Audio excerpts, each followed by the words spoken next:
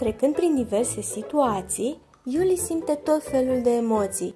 Poți recunoaște emoțiile simțite de Iuli? Tu ai simțit vreodată asemenea emoții? Știi să le denumești sau ai nevoie de ajutor pentru a le numi?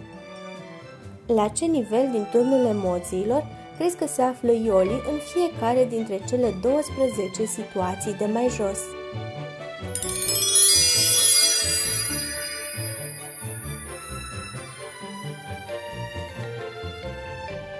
Haideți să recunoaștem o parte dintre aceste emoții împreună.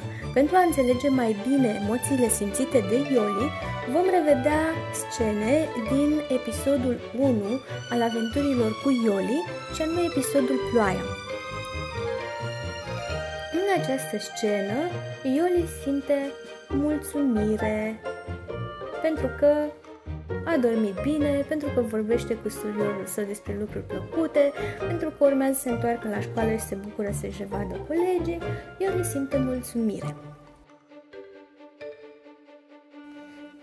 În această scenă, Iuli simte mulțumire fiindcă își tachinează suriorul, iar asta îi aduce satisfacție, mulțumire.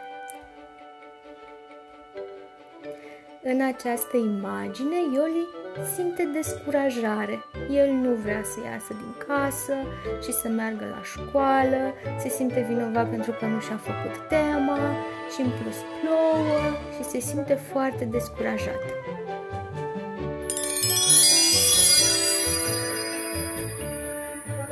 Care a fost cea mai intensă sau tulburătoare emoție pe care ai simțit-o azi?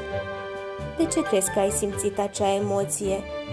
Desenează emoția pe care ai simțit-o pe chipul lui Iuli. Descarcă fișa, printează-o și joacă-te împreună cu prietenii.